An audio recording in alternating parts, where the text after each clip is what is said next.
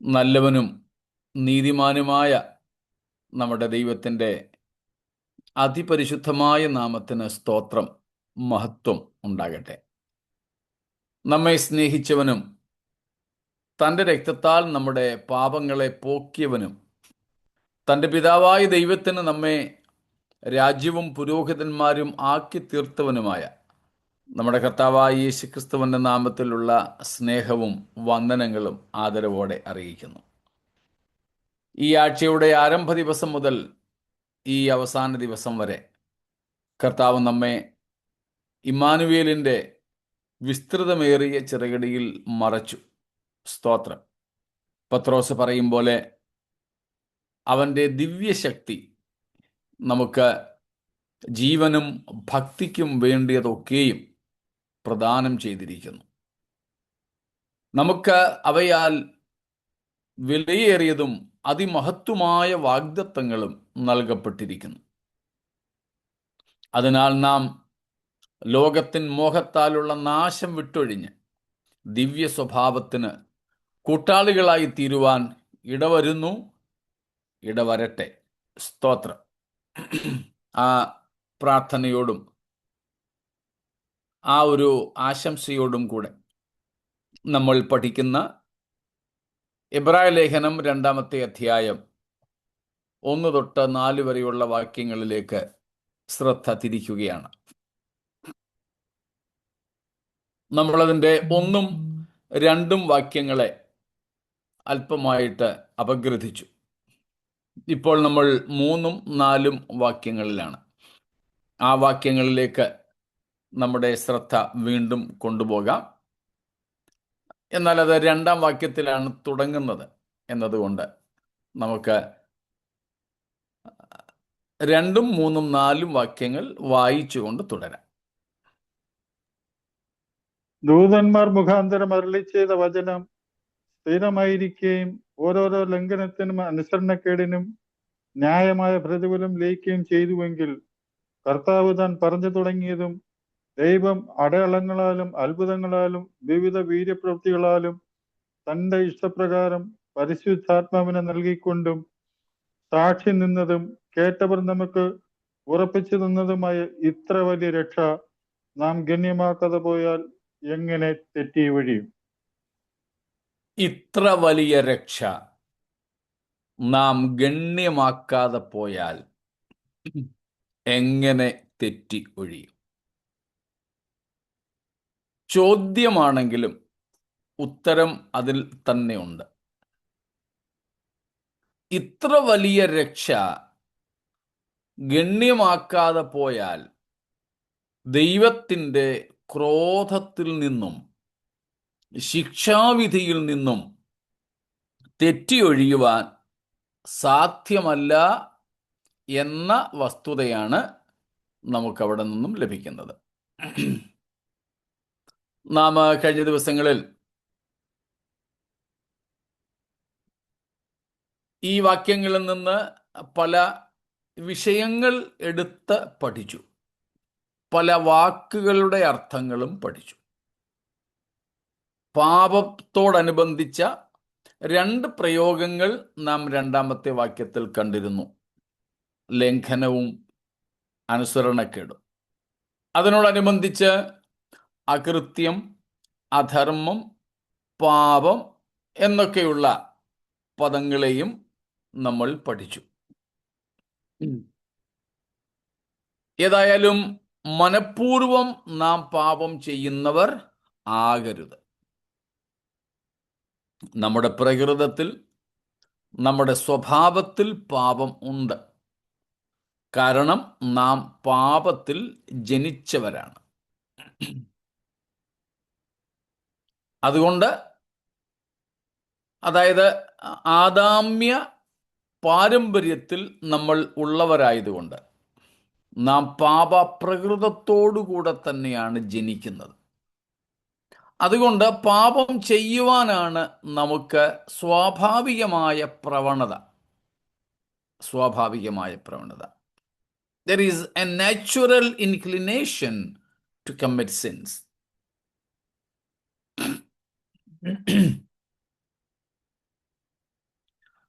എന്നാൽ ആ സ്വാഭാവികതയെ പരിശുദ്ധാത്മാവിനാൽ അതിജീവിക്കുന്ന അനുഭവമാണ് ക്രിസ്തീയ ജീവിതം. സ്തോത്രം. We should not be loosened on our Adamic, sinful, fallen, perverted nature to live in sin. സ്തോത്രം. ആദാമ്യ പ്രകൃതമായി വീഴ്ച വന്ന വഷളായിപ്പോയ ദേഹിയുടെ ഇഷ്ടങ്ങൾക്ക്, ഇന്ദ്രിയങ്ങളുടെ താല്പര്യങ്ങൾക്ക് നാം നമ്മെ തന്നെ നിയന്ത്രണമില്ലാതെ വിട്ടുകൊടുക്കരുത്. അങ്ങനെയായാൽ നാം പാപത്തിൽ തുടരുന്നവരായിരിക്കും. ഒരു ദൈവഭക്തൻ ഒരിക്കലും പാപത്തിൽ തുടരുകയില്ല എന്ന് നമ്മൾ പല ആവർത്തി വായിച്ചിട്ടുണ്ട്. വിശേഷിച്ച് യോഹന്നാൻ തൻ്റെ 1-ാം ലേഖനത്തിൽ അക്കാര്യം പറയുന്നു. A person who is born of God cannot deliberately continue in sin. സ്തോത്രം. Because the word of God, which is the seed of God, indwells in him. And therefore he doesn't sin and he cannot sin. സ്തോത്രം. ദൈവത്തിൻ്റെ വിത്തായ ദൈവവചനം വീണ്ടും ജനിച്ചവന്റെ ഉള്ളിലുള്ളതുകൊണ്ട് സ്വാഭാവികമായ പാപപ്രകൃതത്തിന് ഒരു വീണ്ടും ജനിച്ചവൻ അടിമയാവുകയില്ല. അവൻ മനഃപൂർവം അറിഞ്ഞുകൊണ്ട് ചെയ്യുകയില്ല. അവന് പാപത്തിൽ തുടരുവാനൊട്ട് കഴിയുകയുമില്ല. സ്തോത്രം. അക്കാര്യങ്ങൾ നമ്മൾ മിനിയാന്ന് കാണുകയുണ്ടായി. മിനിയാന്ന് തന്നെ നമ്മൾ ഏറ്റവും ഒടുവിൽ ഇത്ര വലിയ രക്ഷ, എന്തുകൊണ്ട് ഈ രക്ഷ ഇത്ര വലിയത് എന്ന് ചിന്തിച്ച് തുടങ്ങി. ഇന്നലെ നമ്മൾ രക്ഷയെക്കുറിച്ചാണ് ചിന്തിച്ചത്. അതേപ്പറ്റി നാം ചിന്തിച്ചത് രക്ഷ അത് സുവിശേഷമാണ്. സുവിശേഷം എന്നത് ഒരു വ്യക്തിയാണ്. ആ വ്യക്തി ക്രിസ്തുവാണ്. ആ കാര്യങ്ങൾ നമ്മൾ ഇന്നലെ കണ്ടു. അതിൽ യേശുക്രിസ്തുവിൻ്റെ ജഡധാരണം മുതൽ യേശുക്രിസ്തു ഇനിയും രാജാവായി മഹത്വത്തോടെ വരുന്നത് വരെയുള്ള വിഷയങ്ങൾ ഉള്ളടക്കം ചെയ്യപ്പെട്ടിരിക്കുന്നു. ഇപ്പോൾ സുവിശേഷ ഘോഷണത്തിലെ പ്രധാനപ്പെട്ട ഘടകങ്ങളെക്കുറിച്ച് നമ്മൾ ഇന്നലെ ചിന്തിച്ചു. സ്തോത്രം. യേശു നമ്മുടെ രക്ഷയും നമ്മുടെ രക്ഷകനും ആണ്. Christ is both our Savior and salvation. സ്തോത്രം. നമുക്ക് സൗജന്യമായി ലഭിച്ച രക്ഷയ്ക്കായി ദൈവത്തിന് സ്തോത്രം. നമ്മുടെ രക്ഷയായ ദൈവത്തിനായി സ്തോത്രം. Praise God. നമ്മുടെ വീണ്ടെടുപ്പുകാരനും വീണ്ടെടുപ്പും യേശുവാണ്. നമ്മെ ദൈവത്തോട് നിരപ്പിക്കുന്നവനും നമ്മുടെ നിരപ്പും അഥവാ നമ്മുടെ സമാധാനവും ക്രിസ്തുവാണ്. എന്നിങ്ങനെയുള്ള ഘടകങ്ങൾ നമ്മൾ കണ്ടു. 1 കൊരിന്ത്യർ ലേഖനം 1:30 വാക്യത്തിൽ ആ കാര്യങ്ങൾ പൗലോസ് വ്യക്തമാക്കുന്നതുമുണ്ട്. അതും നമ്മൾ പല ആവർത്തി വായിച്ചിട്ടുള്ളതാണ്. ഇന്ന് നമ്മൾ മിനിയാന്ന് നിർത്തിയിടത്തു നിന്ന് തുടങ്ങുകയാണ്. ഇന്നലത്തേത് ഒരു അനുബന്ധമായിട്ട് നമ്മൾ കണ്ടാലും സ്തോത്രം. അതായത് ഇത്ര വലിയ രക്ഷ. Why this salvation is so great a salvation? എന്തുകൊണ്ടാണ് ഈ രക്ഷ ഇത്ര വലിയ രക്ഷയാകുന്നത്. സ്തോത്രം. രക്ഷയുടെ നിർവചനം ഒക്കെ നമ്മൾ കണ്ടു. ഭാരതീയ പശ്ചാത്തലത്തിൽ രക്ഷയ്ക്ക് പകരമായിട്ട് ഉപയോഗിക്കപ്പെടുന്ന പദങ്ങളുണ്ട്. മോക്ഷം, മുക്തി തുടങ്ങിയവ. എന്നാൽ ക്രിസ്തീയ രക്ഷയ്ക്ക് ആ പദങ്ങൾ ഉപയോഗിച്ചു കൂടാ എന്ന് നമ്മൾ നേരത്തെ പഠിച്ചിട്ടുണ്ട്, ഓർമ്മ കാണുമായിരിക്കും. അന്ന് ഇല്ലാതിരുന്ന ആരെങ്കിലും ഉണ്ടെങ്കിൽ അവർക്ക് വേണ്ടി ഒന്നും കൂടെ ഒരു ഓർമ്മപ്പെടുത്തലിന് വേണ്ടി പറയാം. ഭാരതീയ പശ്ചാത്തലത്തിൽ രക്ഷയ്ക്ക് മുക്തിയെന്നും മോക്ഷമെന്നും ഒക്കെ പറയാറുണ്ട്. മുക്തിയെന്നോ മോക്ഷം എന്നോ പറഞ്ഞാൽ അത് വേദപുസ്തകത്തിലെ രക്ഷയല്ല. അതുകൊണ്ട് നമ്മൾ പുറത്ത് വിശേഷിച്ച് അക്രൈസ്തവരോട് ക്രിസ്തീയ രക്ഷയെപ്പറ്റി പറഞ്ഞാൽ അത് എടുത്തു പറയേണ്ടതുണ്ട്. നമ്മൾ സുവിശേഷം പറയുമ്പോൾ അവരുടെ ഭാഷ ഉപയോഗിക്കുന്നതിൽ തെറ്റില്ലെങ്കിലും അവരുടെ ഭാഷയും വേദപുസ്തകത്തിൻ്റെ ഭാഷയും തമ്മിൽ യോജിക്കാത്തതാണെങ്കിൽ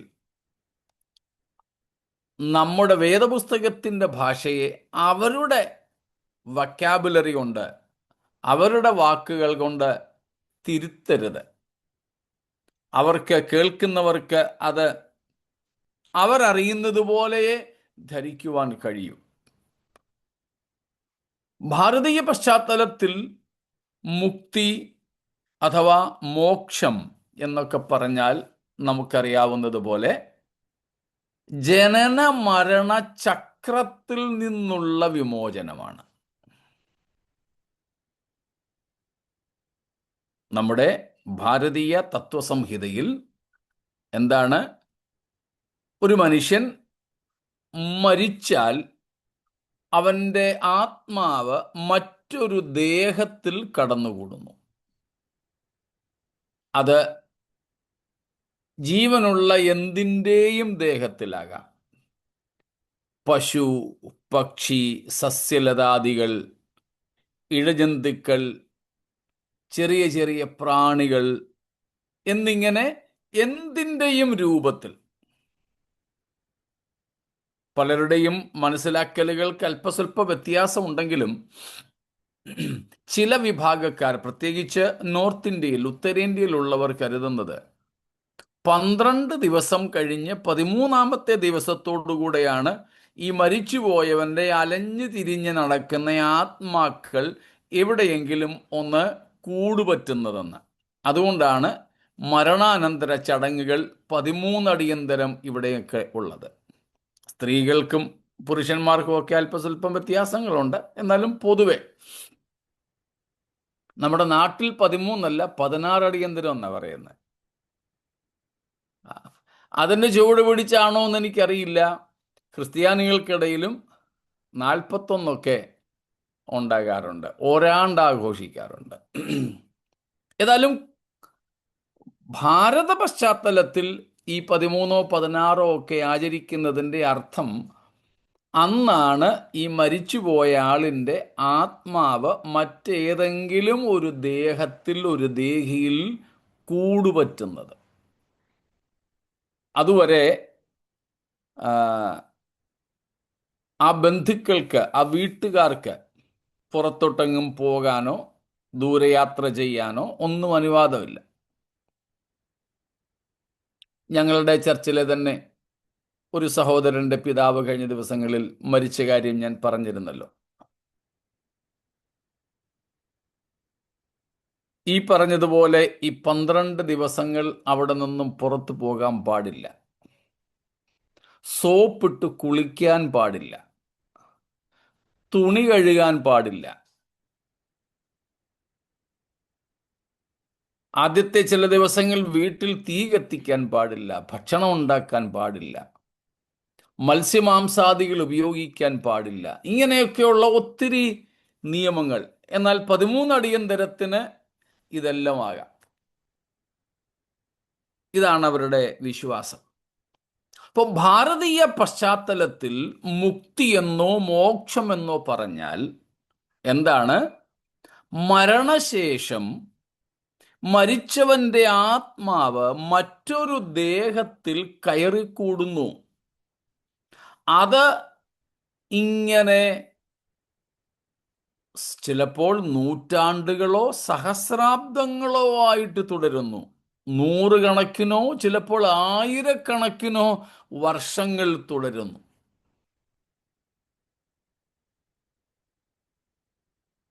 എന്നിട്ട് ചിലപ്പോൾ ലക്ഷക്കണക്കിന് ജന്മങ്ങൾ ഒരാൾക്ക് വേണ്ടി വരും. ലക്ഷക്കണക്കിന്, നൂറുകണക്കിനോ ആയിരക്കണക്കിനോ വർഷങ്ങൾ കൊണ്ട് ലക്ഷക്കണക്കിന് ജനന മരണ പ്രക്രിയകളിലൂടെ ഇവർക്ക് പോകേണ്ടി വരും. ഈ ജനന മരണ പ്രക്രിയ അതൊരു ചാക്രികമായ ഒന്നാണ്, സൈക്ലിക്കാണ്.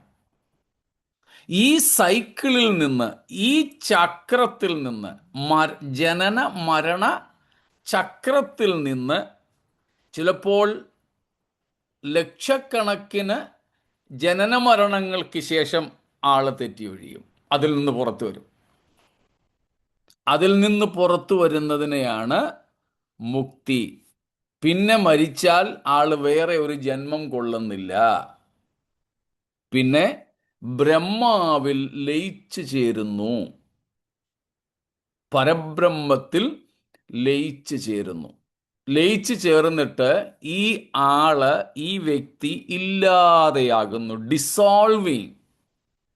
അതിനെ ജീവൻ മുക്ത എന്ന് പറയുന്നു, ജീവാത്മാവെന്നും പരമാത്മാവെന്നും പറയുന്നു. മനുഷ്യന്റെ അല്ലെങ്കിൽ ഈ സൃഷ്ടിയെ ജീവാത്മാവെന്നും ദൈവത്തെ പരമാത്മാവെന്നും പറയുന്നു. ഈ ജീവാത്മാവ് ഇങ്ങനെ നൂറുകണക്കിന് ആയിരക്കണക്കിന് വർഷങ്ങളിൽ ലക്ഷക്കണക്കിന് ജനന മരണ പ്രക്രിയകളിലൂടെ കടന്നുപോയി ഈ ചക്രത്തിൽ നിന്ന് പുറത്തു ചാടി ബ്രഹ്മാവിൽ ലയിച്ചു ചേരുന്ന, പരമാത്മാവിൽ ജീവാത്മാവ് ലയിച്ചു ചേർന്ന് ജീവാത്മാവ് ഇല്ലാതെയായിത്തീരുന്ന പ്രക്രിയയ്ക്കാണ് അല്ലെങ്കിൽ അവസ്ഥയ്ക്കാണ് മുക്തിയെന്നോ മോക്ഷമെന്നോ പറയുന്നത്. വേദപുസ്തകം അനുസരിച്ച് ഇത് തെറ്റായതാണ്. അതുകൊണ്ടാണ് നമ്മൾ കേൾവിക്കാർക്ക് മനസ്സിലാകുന്ന ഭാഷയിൽ അവരുടെ ഭാഷ ഉപയോഗിച്ച് വേദപുസ്തക സത്യങ്ങൾ പറയാൻ പോയാൽ വേദപുസ്തക സത്യങ്ങൾ അവർക്ക് ഗ്രഹിക്കാൻ കഴിയാതെ വരും. നമ്മൾ അവരോട് യേശു മോക്ഷദാതാവാണെന്ന് പറഞ്ഞാൽ അവർ കരുതുന്നത്, ഓ, യേശു നമ്മളെ ഈ സൈക്കിളിൽ നിന്ന്, ചക്രത്തിൽ നിന്ന് പുറത്തെടുക്കും, എന്നിട്ട് പരമാത്മാവിൽ നമ്മെ ലയിപ്പിക്കും. നമ്മളില്ല, പിന്നെ തീർന്നു, അസ്തിത്വമേ ഇല്ലാതെയായി. ക്രിസ്തീയ രക്ഷാശാസ്ത്രവും ഭാരതീയ രക്ഷാശാസ്ത്രവും തമ്മിലുള്ള വ്യത്യാസം മനസ്സിലായല്ലോ. അതുകൊണ്ട് നമ്മൾ രക്ഷ, സാൽവേഷൻ എന്ന പദം തന്നെ ഉപയോഗിക്കുന്നതാണ് ഉത്തമം. ഹിന്ദിയിലാണ്, മലയാളത്തിൽ നമ്മൾ അത്രയധികം മുക്തിയും മോക്ഷവും എന്ന് ഉപയോഗിക്കാറില്ല. എന്നാലും പരസ്യയോഗങ്ങളിലൊക്കെ പലരും ആ പദം ഉപയോഗിക്കാറുണ്ട്. മുക്തി എന്നധികം ഉപയോഗിക്കുന്നത് മോക്ഷം എന്ന് ഉപയോഗിക്കുക പതിവാണ്. മോക്ഷയാത്ര എന്ന പദമൊക്കെ നമ്മുടെ ഇടയിലുണ്ട്. സ്തോത്രം. മോക്ഷയാത്രയാണിത് ഞാൻ പാട്ടുണ്ട്. സ്തോത്രം. പരദേശി മോക്ഷയാത്ര. അപ്പം ആ മോക്ഷം എന്ന ആശയം ഈ നിലകളിലാണ് നമ്മുടെ ഇടയിലും വന്നിട്ടുള്ളത്. ഹിന്ദിയിൽ പൊതുവെ ഈ രക്ഷയ്ക്ക് മുക്തി എന്നാണ് ഉപയോഗിക്കാറ്. മുക്തി ദിലായ ഈശുനാം എന്നുള്ള പാട്ടുമൊക്കെ ഉണ്ട്. മുക്തി പൊതുവെ പ്രസംഗിക്കുമ്പോൾ പറയുമ്പോഴൊക്കെ ആ പദം ഉപയോഗിക്കുകയും ചെയ്യാറുണ്ട്.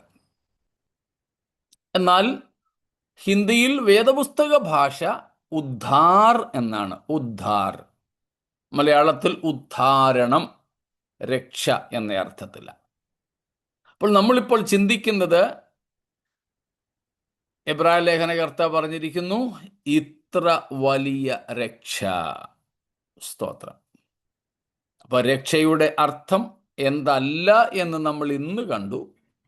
എന്താണെന്ന് ഇന്നലെയും മിനിയാന്നൊക്കെയും കണ്ടതുകൊണ്ട് ആവർത്തിക്കുന്നില്ല. സ്തോത്രം. രക്ഷ നമ്മുടെ അസ്തിത്വമില്ലാതെയാകുന്നില്ല, സ്വർഗത്തിലായാലും നരകത്തിലായാലും. വേദപുസ്തകം പറയുന്നത് ഈ ജീവിതം ഒരിക്കൽ മാത്രമാണ്. എബ്രായ ലേഖനത്തിൽ തന്നെ 9:27 നമ്മൾ വായിക്കുന്നു, ഒരിക്കൽ മരിക്കയും പിന്നെ ന്യായവിധിയും ദൈവം സകല മനുഷ്യർക്കും വേണ്ടി നിയമിച്ചിരിക്കുന്നു. ഒരിക്കൽ മരിക്കയും പിന്നെ ന്യായവിധിയും.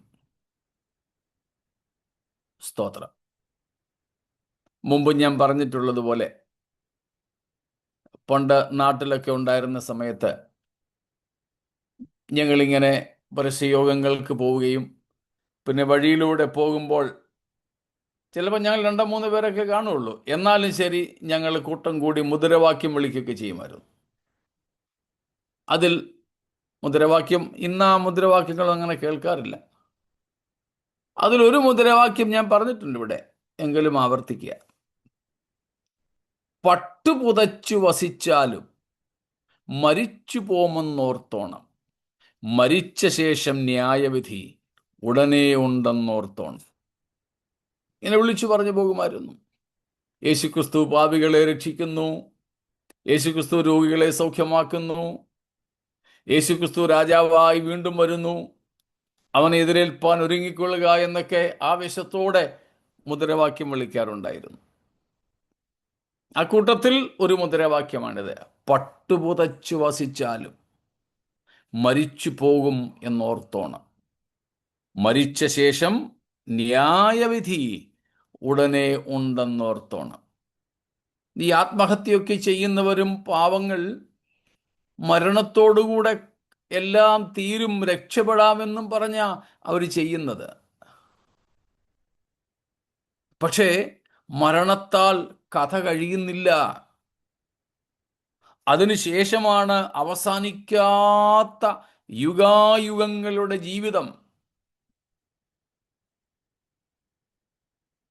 അവിടെ ഒരു ന്യായവിധിയുമുണ്ട്. അപ്പോൾ ആ കാര്യം ഓർമ്മപ്പെടുത്തിക്കൊണ്ടാണ് ഇവിടെ പറയുന്നത്, ഇത്ര വലിയ രക്ഷയെ ഗണ്യമാക്കാതെ പോയാൽ എങ്ങനെ തെറ്റി ഒഴിയും. നമ്മളിപ്പോൾ എടുക്കുന്നത് ഇത്ര വലിയ രക്ഷ. സ്തോത്രം. എന്തുകൊണ്ടാണ് ക്രിസ്തീയ രക്ഷാശാസ്ത്രത്തിലെ രക്ഷ, അല്ലെങ്കിൽ വേദപുസ്തകം പറയുന്ന രക്ഷ, യേശുക്രിസ്തുവിൽ കൂടെ ലഭിക്കുന്ന രക്ഷ ഇത്ര വലിയതായിരിക്കുന്നത്? എത്ര വലുതാണെന്ന് നമുക്ക് പറയാനോ ഊഹിക്കാനോ പോലും കഴിയില്ല എന്നുള്ളത് നമ്മൾ കണ്ടു. So great A salvation. It is so great that we cannot express or describe it. Rather, one cannot grasp it. One cannot conceive it. One cannot comprehend it. It is beyond our conception. നമ്മുടെ ധാരണയ്ക്കും മനസ്സിലാക്കലിനും പോലും അതീതമായിട്ടുള്ള രക്ഷയാണ്. അതുകൊണ്ടാണ് എത്രയും വലുതാണെന്ന് പറയാതെ ഇത്ര വലിയത് എന്ന് പറഞ്ഞ് അവിടെ നിർത്തിയിരിക്കുന്നത്. എന്തുകൊണ്ടാണ് ഇത് ഇത്ര വലിയ രക്ഷയായിരിക്കുന്നത്? 3-ാമത്തെ വാക്യത്തിൽ നിന്ന് നമ്മൾ അതിൻ്റെ 1-ാമത്തെ ഘടകം കണ്ടിരുന്നു. Because of his origin. because of its origin. Stotram. Because of its source. Praise God. Because of its what do you say, spring or stream. ഈ രക്ഷയുടെ ഉത്ഭവത്തിന്റെ അടിസ്ഥാനത്തിൽ അതിൻ്റെ വലിമയെ നമുക്ക് മനസ്സിലാക്കാം. അല്ലെങ്കിൽ അത് വലിപ്പമുള്ളതാണെന്ന്, വലുതാണെന്ന്, ഇത്ര വലിയതാണെന്ന് പറയാം. അവിടെ ഒരു കമ്പാരിസണാണ് നമ്മൾ നേരത്തെ പഠിച്ചതാ, അവിടെയുള്ള ആ താരതമ്യം. പഴയ നിയമം അഥവാ ന്യായപ്രമാണം ദൈവം മനുഷ്യന് കൊടുത്തത് ദൂത മധ്യസ്ഥതയിലാണെന്ന് കാണാം. അവിടെ ദൂതന്മാരുടെ അകമ്പടി ഉണ്ടായിരുന്നു. ദൂതന്മാരല്ല സംസാരിച്ചതെന്ന് നമുക്കറിയാം. മോശയോട് സംസാരിച്ചത്, അരുളപ്പാടുകൾ അറിയിച്ചത്, ന്യായപ്രമാണം നൽകിയത്, സ്വർഗത്തിലെ ദേവാലയത്തിൻ്റെ മാതൃക കാണിച്ചു കൊടുത്തത്, ദൈവത്തിൻ്റെ മഹത്വത്തിൻ്റെ ഒരു ചെറിയ അംശം മോശയ്ക്ക് വെളിപ്പെടുത്തി കൊടുത്തത്, ഇതൊന്നും ആരല്ല? ദൂതന്മാരല്ല, ദൈവം തന്നെയാണ് അതെല്ലാം സംസാരിച്ചത്. പിന്നെ ദൂത സാന്നിധ്യം അവിടെ ഉണ്ടായിരുന്നു എന്നുള്ളത് വാസ്തവമാണ്. സ്തോത്രം. ദൂത സാന്നിധ്യം നമ്മൾ നേരത്തെ പഠിച്ചിട്ടുണ്ട്. ഈ അടുത്ത ദിവസങ്ങളിൽ വീണ്ടും ആവർത്തിച്ച് വലിയ വലിയ സ്റ്റേജുകളിലും ആ തെറ്റായ പ്രഖ്യാപനങ്ങൾ കേട്ടു. ഇന്ന് ഒരു ദൂത ശുശ്രൂഷ നിങ്ങൾ പ്രതീക്ഷിക്കണമെന്നൊക്കെ. Expect a ministration of or angelic visitation, angelic ministration എന്നൊക്കെ ഈ വലിയ വലിയ സ്റ്റേജുകളിലും കഴിഞ്ഞ ദിവസങ്ങളിലൊക്കെ കേട്ടു. നമ്മളതേക്കുറിച്ച് പഠിച്ചതാണ്, ആവർത്തിക്കുന്നില്ല. നമ്മൾ കാത്തിരിക്കുന്നത് ദൂതന്മാർക്ക് വേണ്ടിയല്ല, ദൂത സാന്നിധ്യത്തിനും ദൂത സന്ദർശനത്തിനും വേണ്ടിയല്ല. സ്തോത്രം. പിന്നെ ദൈവം ദൂതന്മാരെ നമുക്ക് വേണ്ടി അയക്കുന്നെങ്കിൽ അയച്ചോട്ടെ, സ്വാഗതം, ഒരു കുഴപ്പമില്ല. സ്തോത്രം. പക്ഷേ നമ്മൾ കുറഞ്ഞപക്ഷം ഇസ്രായേൽ മക്കളെ പോലെയെങ്കിലും ആകണ്ടേ? അതിനപ്പുറം വേണം, കുറഞ്ഞപക്ഷം അവരെ പോലെയെങ്കിലും. അതെന്താ? പുറപ്പാട് പുസ്തകം 33-ാമത്തെ അധ്യായത്തിൽ ആദ്യത്തെ വാക്യങ്ങളിൽ ദൈവം മോശ മുഖാന്തരം ഇസ്രായേലിന് ഏതാണ്ട് 4-5 വാഗ്ദത്തങ്ങൾ കൊടുക്കുന്നുണ്ട്. We see 4 or 5 promises God gave to Moses or through Moses to the people of Israel. You go, possess the beautiful promised land. I will fulfill the promises I made to the patriarchs. I will send an angel to walk before you. I will destroy all of your enemies from before you. കണ്ടോ, കുറെ വാഗ്ദത്തങ്ങൾ കൊടുത്തു. പുറപ്പാട് exodus 33:1 ഫോളോയി, പുറപ്പാട് 33:1 തൊട്ടുള്ള വാക്യങ്ങളിൽ നിങ്ങൾ പുറപ്പെടുക, വാഗ്ദത്ത ദേശം അവകാശമാക്കുക, പിതാക്കന്മാരോട് ചെയ്ത വാഗ്ദത്തം ഞാൻ നിവർത്തിക്കും, ദൂതനെ നിങ്ങളെ മുമ്പാകെ അയക്കും, ശത്രുക്കളെ നീക്കിക്കളയും എന്നൊക്കെയുള്ള 4-5 കൂട്ടം വാഗ്ദത്തങ്ങളുണ്ട് അവിടെ. പക്ഷേ ഈ ദോഷകരമായ വചനം കേട്ടപ്പോൾ ജനം ദുഃഖിച്ചു, അവർ കരഞ്ഞു, മോശ ഉൾപ്പെടെ. മോശ ദൈവത്തോട് 15-ാമത്തെ വാക്യത്തിൽ പറഞ്ഞത് നമുക്കൊക്കെ മനഃപാഠമാ. നിന്റെ സാന്നിധ്യം കൂടെ പോരുന്നില്ലെങ്കിൽ ഞങ്ങളെ അയക്കരുത്. സ്തോത്രം. നീ നിന്റെ സാന്നിധ്യം എന്നോടുകൂടെ പോരുന്നില്ലെങ്കിൽ, ഞങ്ങളെ ഇവിടെ നിന്നും അയക്കരുതേ. ദൈവം എന്താ വാഗ്ദത്തം ചെയ്തത്? Presence and guidance of an angel. ദൂത സാന്നിധ്യം കർത്താവ് അവർക്ക് വാഗ്ദത്തം ചെയ്തു. ചോദിക്കാതെ തന്നെ കർത്താവ് പറഞ്ഞു, ദൂതനെ നിനക്ക് മുമ്പായിട്ട് അയക്കാം. പക്ഷേ മോശയും ഇസ്രായേൽ മക്കളും ദൂതന്റെ സാന്നിധ്യത്തിലും ദൂതന്റെ നടത്തിപ്പിലും തൃപ്തരായിരുന്നില്ല. Moses and Israel were promised the presence and guidance of angels, but they were not satisfied with angelic presence and guidance, but they were pleading to God for God's own presence. സ്തോത്രം. കർത്താവ് വരുന്നിടത്ത് തീർച്ചയായിട്ടും ദൂതന്മാരുണ്ടായിരിക്കും. VIP വരുന്നിടത്ത് നമ്മൾ കമാൻഡോസിനെ ഒന്നും പ്രത്യേകിച്ച് ഇറക്കണ്ട, അവരുടെ കൂടെ ഉള്ളതാണ്. സ്തോത്രം. കൂടെ ഉള്ളതാ. സ്തോത്രം. കർത്താവ് നമ്മുടെ അടുക്കൽ വരുമ്പം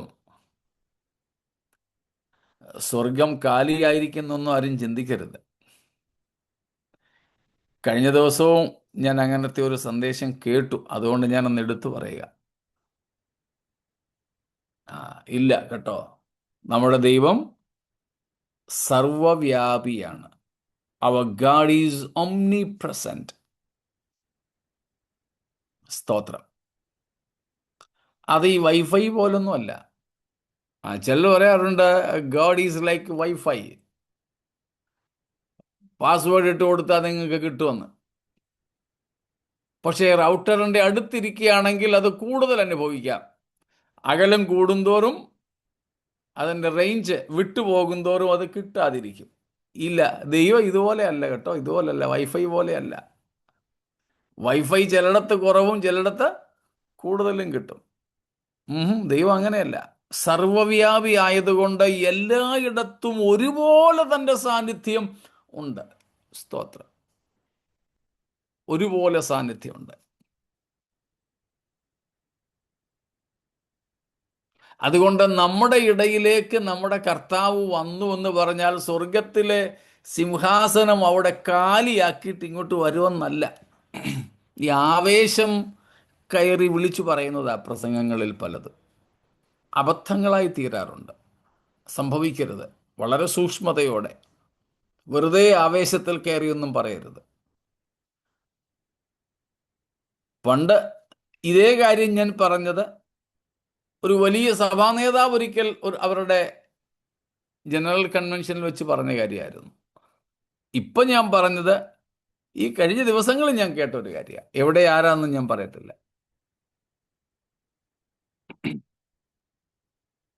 തെറ്റാണത്. അപ്പൊ കർത്താവ് വന്നാൽ ആ സാന്നിധ്യത്തോടു കൂടെ ആരുണ്ട്? ദൂതന്മാരുണ്ട്. പക്ഷെ നമ്മൾ ആഗ്രഹിക്കുന്നതും കാത്തിരിക്കുന്നതും ഒരു ദൂത സന്ദർശനത്തിനു വേണ്ടിയൊന്നുമല്ല. സ്തോത്രം. ദൂതൻ അടിക്കുകയാണെങ്കിൽ മെഡിലെ ഒബ്ലാങ്കേറ്റ നോക്കി അടിക്കുന്നെന്നൊക്കെ പ്രസംഗിച്ച് നിങ്ങൾ കേട്ട് കാണും. വൈറൽ പ്രസംഗമൊക്കെ കിടപ്പുണ്ട്. മെഡില്ല ഒബ്ലാങ്കോറ്റയ്ക്കാണ് ദൂതൻ അടിക്കുന്നത്. നിനക്കതിൽ പ്രയാസപ്പെടുകയൊന്നും വേണ്ട, ദൂതനെ ഇങ്ങോട്ട് അയക്കാൻ ദൈവത്തോടങ്ങ് പറഞ്ഞാൽ മതി എന്നൊക്കെ. ഇതൊക്കെ കേൾക്കുമ്പോൾ ആൾക്കാര് ആവേശം കൊണ്ട് കൈയടിക്കും, അന്യഭാഷ പറയും ഒക്കെ ഉണ്ട്.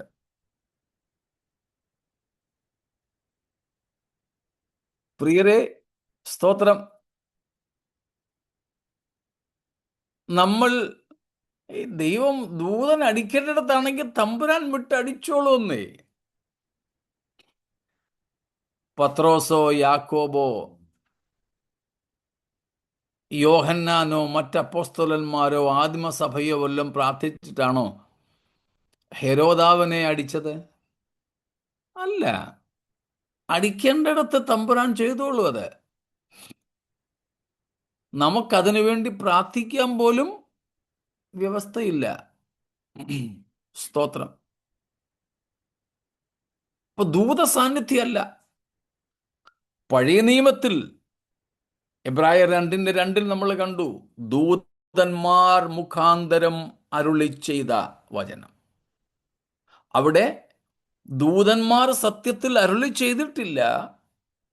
ദൈവം മോശയോട് സംസാരിക്കുമ്പോൾ ദൂതന്മാർ ഒരുപക്ഷെ കാഹളം ഊതിക്കൊണ്ടും ഒക്കെ അവിടെ ഉണ്ടായിരുന്നേ ഉള്ളൂ. എന്നാൽ ഈ രക്ഷ ഇത്ര വലിയതാകുവാൻ കാരണം അങ്ങനെ പോലും ദൂതന്മാരിൽ നിന്നും കൈമാറി വന്നതല്ല ഇത്. അവിടെ നമ്മൾ വായിക്കുന്നു, കർത്താവ് താൻ പറഞ്ഞു തുടങ്ങിയതും. കണ്ടോ? The source, the very origin of the salvation is from our Lord himself. സ്തോത്രം. The very source of the salvation is our God himself. സ്തോത്രം. ദൈവത്തിൽ നിന്നും ഉത്ഭവിച്ച, ദൈവം ഉത്ഭവസ്ഥാനമായിരിക്കുന്ന രക്ഷയാണ് ഈ രക്ഷ. ഈ വചനം ആദ്യം അരുളി ചെയ്യുന്നത് നമ്മുടെ കർത്താവ് തന്നെയാണ്. നമ്മുടെ കർത്താവ് തന്നെയാണ്. സ്തോത്രം. അക്കാര്യം നമ്മൾ കഴിഞ്ഞ ദിവസവും കണ്ടിരുന്നല്ലോ. അതുകൊണ്ട് ആ ഭാഗം വിടുകയാണ്. കർത്താവ് താൻ പറഞ്ഞു തുടങ്ങിയത്.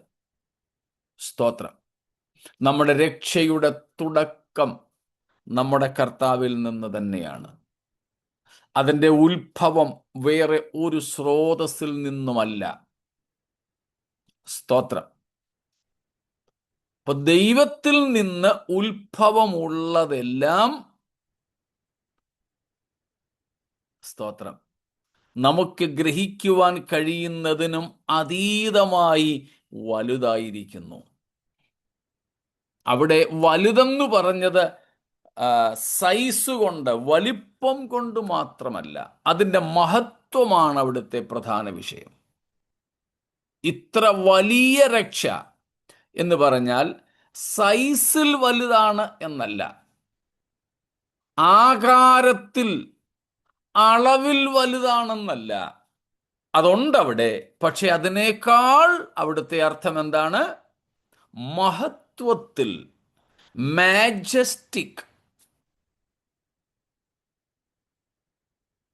great, not in its size alone, but rather in its glory, in its value. Praise God. It's so great in its majesty. മഹത്വത്തിൽ, മഹത്വത്തിൽ, അതിൻ്റെ തേജസ്സിൽ, അതിൻ്റെ പ്രാധാന്യതയിൽ, in its importance, in its significance, it's so great. സ്തോത്രം. അപ്പം വലിപ്പത്തിൽ വലുതാണ്, ആകാരത്തിൽ, അളവിൽ വലുതാണ് എന്നതിനേക്കാൾ നാം അതിൻ്റെ വലിമയെ ഈ നിലകളിൽ വേണം മനസ്സിലാക്കുവാൻ. സ്തോത്രം. മഹത്വം, പ്രാധാന്യത, തേജസ്, സ്തോത്രം, അതിൻ്റെ മൂല്യം, മൂല്യം എന്നിങ്ങനെയൊക്കെയുള്ള കാര്യങ്ങളാണ് അതിൽ വരുന്നത്. ഇത്രയും വ്യക്തമാണോ? എന്തെങ്കിലും ചോദ്യങ്ങളുണ്ടോ ഇതുവരെ?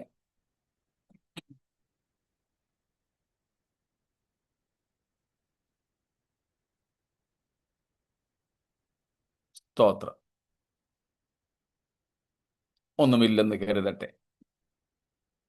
എങ്കിൽ ഈ രക്ഷ ഇത്ര വലിയതായിരിക്കുവാനുള്ള രണ്ടാമത്തെ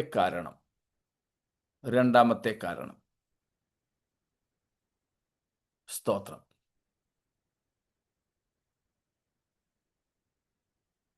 ഈ രക്ഷ നാം പ്രാപിക്കുന്നതിന് മുമ്പ് നാം ആയിരുന്ന അല്ലെങ്കിൽ ആയിരിക്കുന്ന പാപത്തിൻ്റെ വലിപ്പം,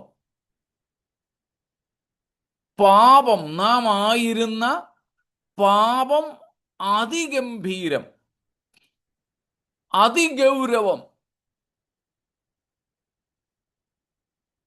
ഒത്തിരിയും അപകടകരമായത് ആയിരുന്നതുകൊണ്ട് അതിൽ നിന്നും ലഭിച്ച രക്ഷ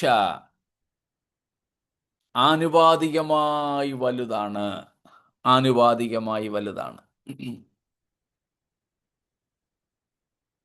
The salvation is so great when we compare it with the sinfulness we were in. How deep down we were in our sins.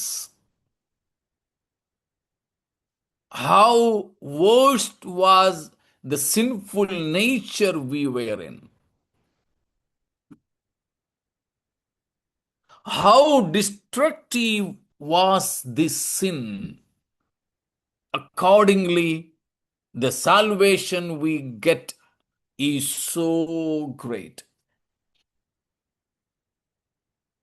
So the greatness of this salvation is in reciprocal with the greatness of the sinfulness we were in.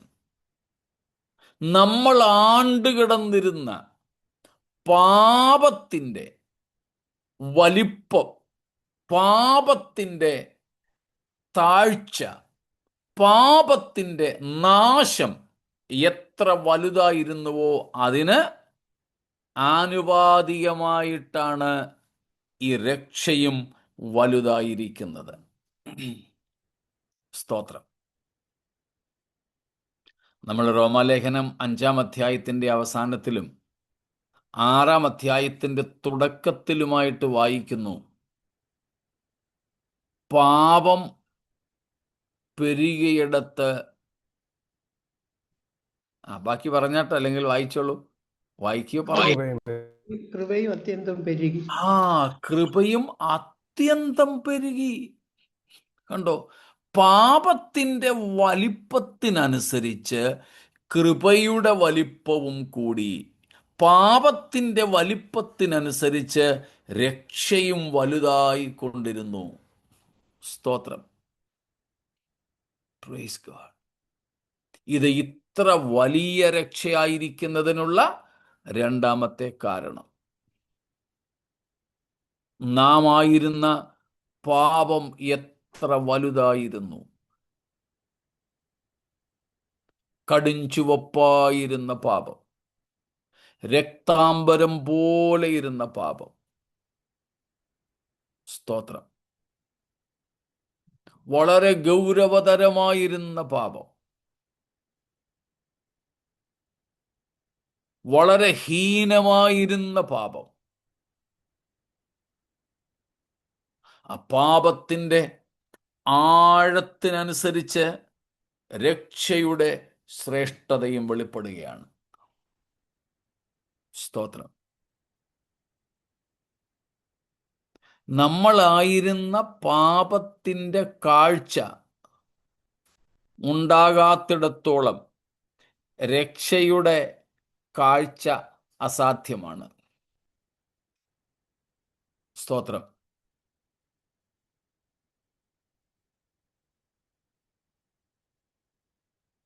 ക്രൂശിന്മേൽ എന്ന പാട്ടിലാണെന്ന് തോന്നുന്നല്ലോ,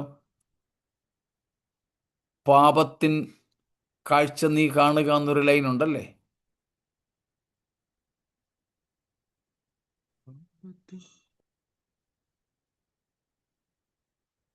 നമ്മൾ ആണ്ടുകിടന്നിരുന്ന പാപത്തിൻ്റെ അടിത്തട്ട്, അതിൻ്റെ താഴ്ച നാം മനസ്സിലാക്കണം.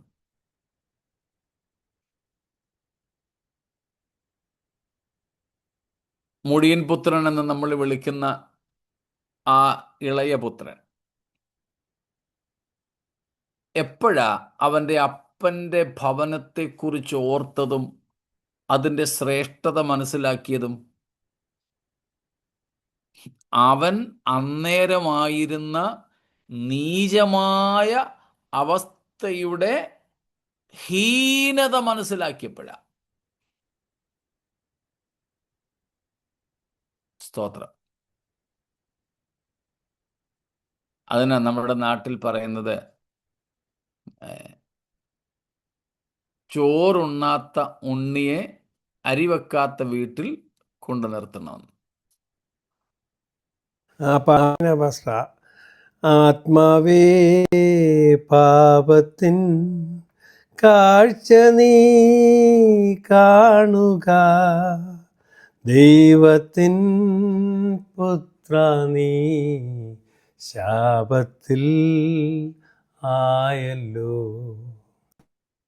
Praise God. Thank you. ആത്മാവേ, നീ പാപത്തിൻ്റെ കാഴ്ച ഒന്ന് കാണ്.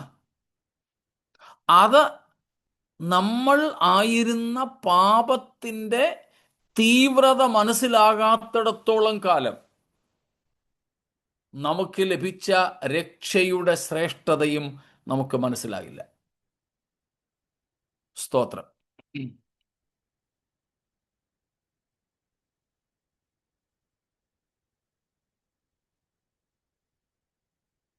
കൊറോണ സമയത്ത്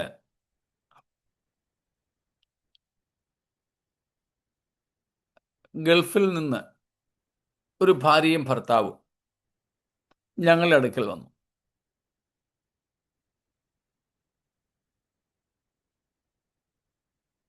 മക്കളെ ഗൾഫിലാക്കിയിട്ടാ വന്നേ. 2 പെൺകുഞ്ഞുങ്ങൾ, മൈനറായിട്ടുള്ള 2 പെൺകുഞ്ഞുങ്ങൾ. ഇവിടെ അവർക്ക് താമസിക്കാൻ ഒരു വീട് നോക്കാൻ വേണ്ടി വന്ന അവർ ഷിഫ്റ്റ് ചെയ്യാൻ കൊണ്ട്. ലോക്ക്ഡൗൺ തുടങ്ങുന്ന സമയമാണ്. അന്നേരം ഇതിൻ്റെ ഒന്നും ഗൗരവം ആർക്കും അറിയത്തില്ല.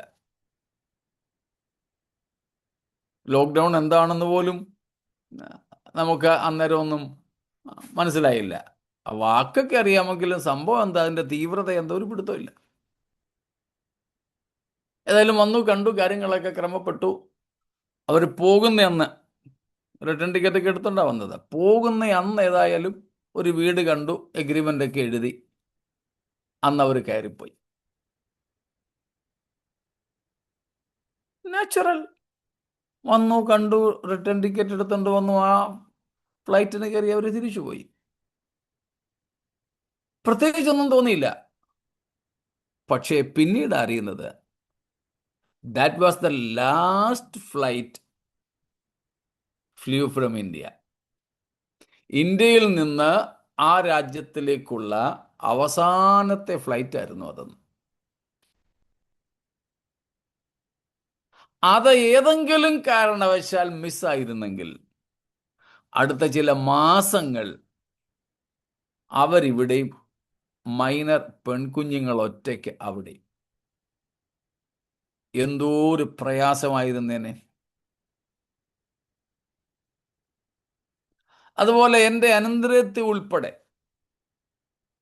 2 പേര് ആ ലോക്ക്ഡൗൺ സമയത്ത് ഞങ്ങളുടെ കൂടെ ഉണ്ടായിരുന്നു.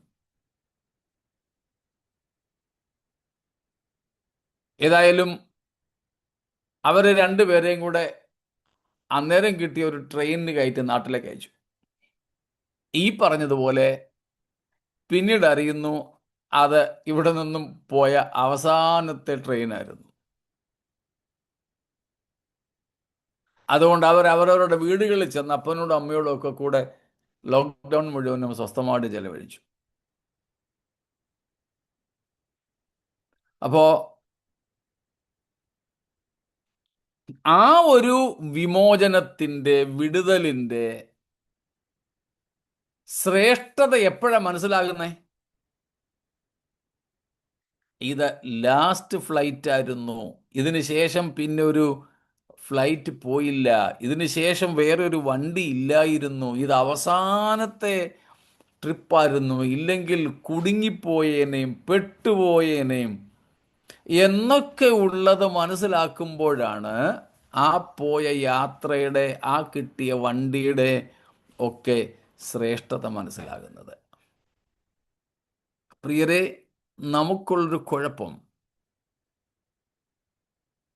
നമ്മൾ രക്ഷിക്കപ്പെട്ടെന്ന് പറയുന്നെങ്കിലും നമ്മൾ ഈ പ്രാപിച്ച രക്ഷയുടെ ശ്രേഷ്ഠതയും അതിൻ്റെ വലിപ്പവും പലപ്പോഴും മനസ്സിലാക്കാത്തവരാണ്. പറയുമ്പോൾ അങ്ങ് പറയുമെന്നേ ഉള്ളൂ, പക്ഷേ അതിൻ്റെ ആഴങ്ങൾ ഗ്രഹിക്കാതെയാണ് നമ്മൾ പറയുന്നത്. കാര്യം ഇതാണ്: നമ്മൾ പണ്ട് ആയിരുന്ന പാപത്തിൻ്റെ ഭീകരാവസ്ഥ ഇതുവരെയും നമുക്ക് മനസ്സിലായിട്ടില്ല. പൗലോസ് പറയുന്ന ഒരു കാര്യമുണ്ട്: യേശുക്രിസ്തു പാപികളെ രക്ഷിപ്പാൻ രക്ഷിപ്പാൻ അത്രേ വന്നത്. ലോകത്തിൽ വന്നു എന്നുള്ളത് വിശ്വാസിയും എല്ലാവരും വിശ്വാസയോഗ്യമായ വചനം. യോഗ്യമായ വചനം തന്നെ. വിശ്വാസയോഗ്യം. എന്നിട്ട് പൗലോസ് പറയുന്നു, ആ പാപികളിൽ ഞാൻ ഒന്നാമൻ. ആ പാപികളിൽ ഞാൻ ഒന്നാമൻ. ആ പാപികളിൽ ഞാൻ ആ പാപികൾ ഒന്നാമൻ. ഒന്നാമൻ. ന്യായപ്രമാണത്തിൻ്റെ നീതി സംബന്ധിച്ച് പരീശനായിരുന്ന പൗലോസ് ഇപ്പോൾ പറയുകയാണ്, യേശുക്രിസ്തു രക്ഷിക്കാൻ വന്ന പാപികളിൽ ഏറ്റവും അടിത്തട്ടിൽ കിടന്നിരുന്ന ഏറ്റവും വലിയ പാപിയായിരുന്നത് ഞാനാണെന്ന്. എന്നെ രക്ഷിച്ചതിന് ശേഷമേ മറ്റാരെയെങ്കിലും രക്ഷിക്കേണ്ട ആവശ്യം ഉണ്ടായിരുന്നുള്ളൂ. ഞാൻ അത്രയ്ക്കും പാപത്തിൻ്റെ അധമതയിലായിരുന്നു എന്ന് പൗലോസ് തിരിച്ചറിഞ്ഞു. അപ്പോഴാണ് യേശുക്രിസ്തു രക്ഷകൻ എന്നുള്ള വസ്തുതയുടെ ഗാംഭീര്യം, ഗൗരവം, ശ്രേഷ്ഠത പൗലോസ് മനസ്സിലാക്കുന്നത്. പ്രിയരെ, വീണ്ടും ഞാൻ ചോദിക്കട്ടെ, നമ്മളായിരുന്ന പാപത്തിൻ്റെ അടിത്തട്ട് കാണാൻ നമുക്ക് കഴിഞ്ഞിട്ടുണ്ടോ? സ്തോത്രം. അയ്യോ, ഇത്രയും അടിയിലായിരുന്നുവോ ഞാൻ കിടന്നിരുന്നത് എന്നെപ്പോഴെങ്കിലും നമുക്ക് തോന്നിയിട്ടുണ്ടോ? ഇല്ലെങ്കിൽ ആ ഭക്തൻ പാടിയതുപോലെ നമുക്ക് ദൈവത്തോട് പ്രാർത്ഥിക്കണം: കർത്താവേ, ഞാനായിരുന്ന പാപത്തിൻ്റെ ഭീകരാവസ്ഥ കാണുവാൻ എൻ്റെ കണ്ണുകളെ ഒന്ന് തുറക്കണമേ.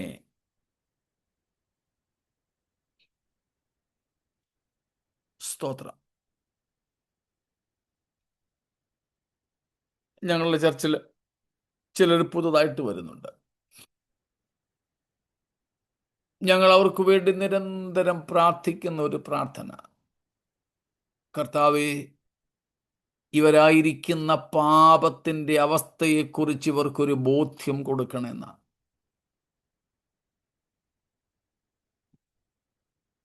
മദ്യപിച്ച് ലക്കില്ലാതെ ഭാര്യയും മക്കളെയും പോലും തിരിച്ചറിയാതെ പലപ്പോഴും റോഡരികിലും ഓടയ്ക്കകത്തുമൊക്കെ വീണ് കിടക്കുന്ന ആളിനോട് മിക്കപ്പോഴും പോക്കറ്റിൽ പുകയിലയും ഗുട്കയും ഒക്കെ കരുതി ഇങ്ങനെ ചവച്ച് നടക്കുന്നയാളിനോട് നിങ്ങൾ പാപിയാണെന്ന് എപ്പോഴെങ്കിലും തോന്നിയിട്ടുണ്ടോ എന്ന് ചോദിച്ചപ്പോൾ ഞാൻ പാപിയല്ലെന്നാ പറയുന്നേ.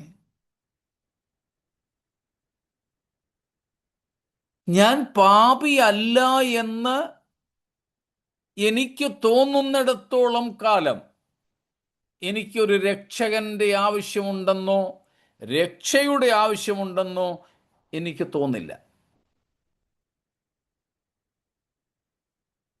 ആ ഒരു തോന്നലില്ലാത്തിടത്തോളം ഞാൻ നിങ്ങളെ രക്ഷിക്കാൻ വന്നതാണെന്നും പറഞ്ഞ് ഒരാൾ വന്നാൽ, ആഹാ, നിങ്ങളെ രക്ഷിക്കാൻ വന്നോ? ആവശ്യമൊന്നുമില്ലായിരുന്നല്ലോ. പിന്നെ വന്നില്ലേ, ശരി, കാപ്പി കുടിച്ചിട്ട് പോ എന്നൊക്കെ പറയത്തുള്ളൂ. അതിന്റെ ഗൗരവം മനസ്സിലായില്ല. സ്തോത്രം. നമുക്ക് കർത്താവിനെ സ്നേഹിപ്പാൻ പോലും വേണ്ടതുപോലെ കഴിയാതിരിക്കുന്നത് നമ്മളായിരുന്ന പാപത്തിന്റെ അഗാധത മനസ്സിലാക്കാത്തത് കൊണ്ടും അത് നിമിത്തം കർത്താവ് നമ്മിൽ ചൊരിഞ്ഞ സ്നേഹത്തിന്റെ ആഴം മനസ്സിലാക്കാത്തത് കൊണ്ടും. മനസ്സിലായോ? ആവർത്തിക്കണം ഞാൻ.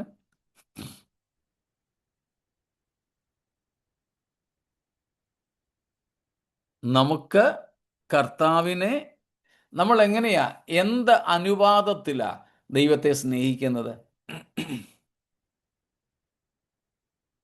In what ratio do we love God?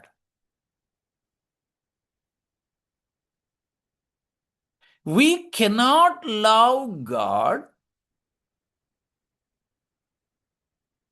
in more ratio than the forgiveness we received.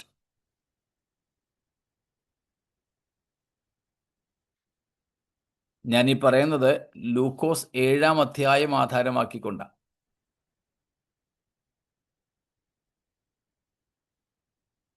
അതിൻ്റെ അവസാന ഭാഗങ്ങളിൽ നമ്മൾ ശിമോന്റെ വീട്ടിൽ യേശുവിനെ വിരുന്നിന് വിളിച്ച് ചെല്ലുന്ന ഭാഗം കാണാം. സ്തോത്രം. അതിൻ്റെ അവസാനത്തെ ഖണ്ഡികയിലാണ്, 36 മുതൽക്കുള്ള വാക്യങ്ങളിലാണ്. അവിടെ ശിമോന്റെ വീട്ടിൽ യേശു ചെന്നു. പാപിനിയായ ഒരു സ്ത്രീ യേശുവിൻ്റെ അടുക്കൽ വന്നു. അനുതാപത്തിന്റെ കണ്ണുനീര് കൊണ്ട് യേശുവിൻ്റെ കാല് കഴുകി. പാപത്തിന്റെ അലങ്കാരമായിരുന്ന, അതുവരെ പാപത്തിന്റെ അലങ്കാരമായിട്ട് ഉപയോഗിച്ചിരുന്ന മുടി കൊണ്ട് യേശുവിൻ്റെ പാദം തുവർത്തി.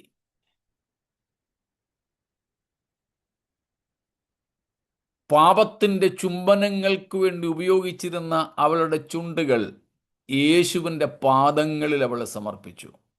ഈ കാര്യങ്ങളൊക്കെ നടന്ന് നമുക്കറിയാം. ഇപ്പോൾ ശിമോന്റെ ഉള്ളിലുണ്ടായ വിചാരത്തെക്കുറിച്ച് അവൻ മനസ്സിൽ ചിന്തിച്ചതാ, ഓ, ഈ പുള്ളി പ്രവാചകനൊന്നും അല്ല, ആരെന്നെങ്കിൽ ഈ സ്ത്രീ എങ്ങനെയുള്ളവളാണെന്നൊക്കെ തിരിച്ചറിഞ്ഞേനെ.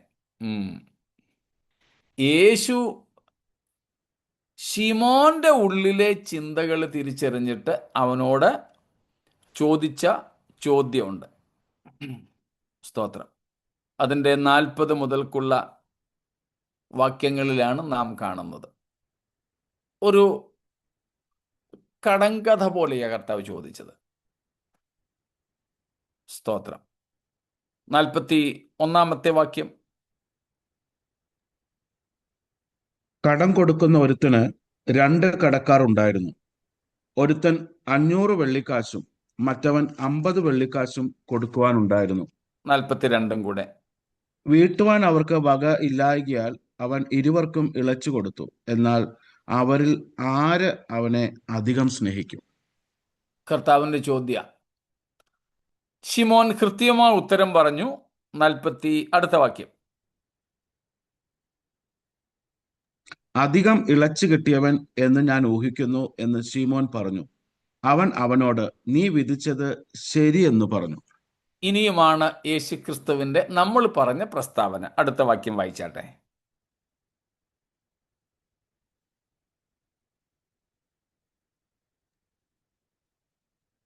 അടുത്ത വാക്യം. സ്ത്രീയുടെ നേരെ തിരിഞ്ഞ് ശിമോനോട് പറഞ്ഞത്, ഈ സ്ത്രീയെ കാണുന്നുവോ?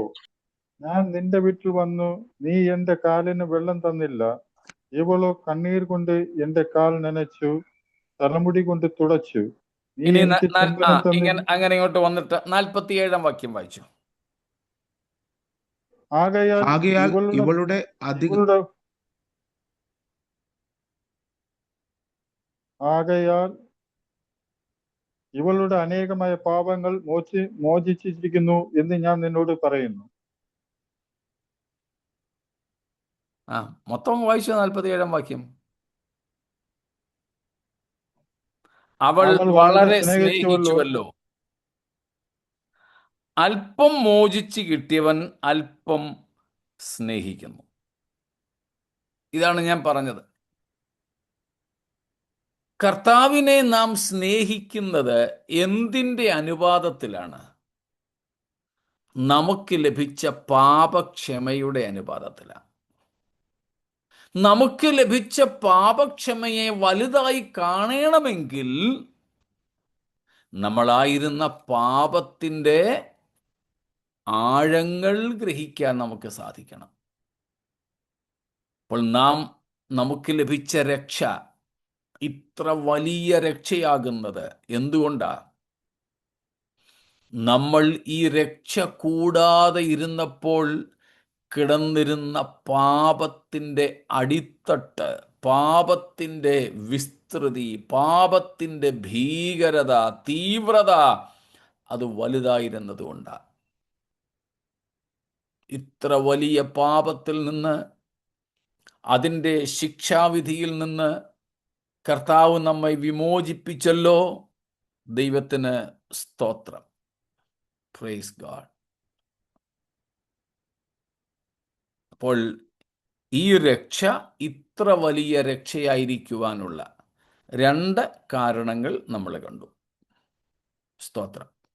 അടുത്തതിലേക്ക് ഇപ്പോൾ കയറിയാൽ എത്തത്തില്ലെന്നുള്ളതുകൊണ്ട് 3-ാമത്തേതിലേക്ക് കർത്താവിൻ്റെ വരവ് താമസിച്ചാൽ നമുക്ക് അടുത്ത ദിവസം പ്രവേശിക്കാം. ഇതുവരെ ഉള്ളതിൽ എന്തെങ്കിലും പറയാനോ ചോദിക്കാനോ ഉണ്ടോ?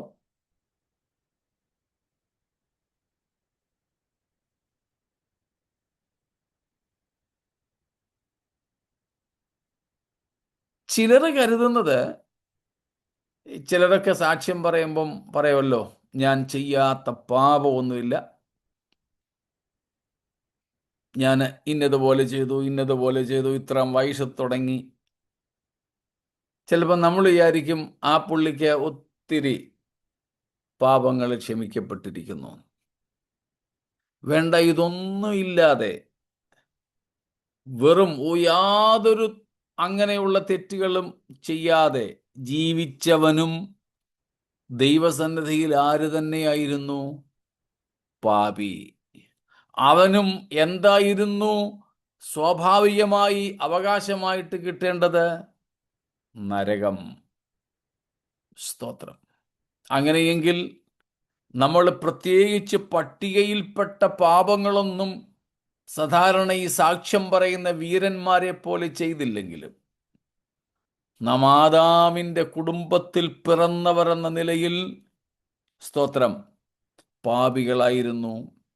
അത് നിമിത്തം ദൈവത്തിൻ്റെ ക്രോധപാത്രങ്ങളായിരുന്നു.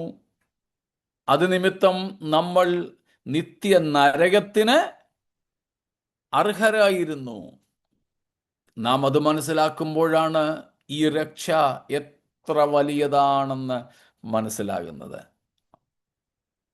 ഇത്ര വലിയ ശിക്ഷാവിധിയിൽ നിന്നും പാപത്തിൽ നിന്നും നമ്മെ വിമോചിപ്പിച്ച നമ്മുടെ കർത്താവായ യേശുക്രിസ്തു മുഖാന്തരം പിതാവായ ദൈവത്തിന് മഹത്വം ഉണ്ടാകുമാറാകട്ടെ.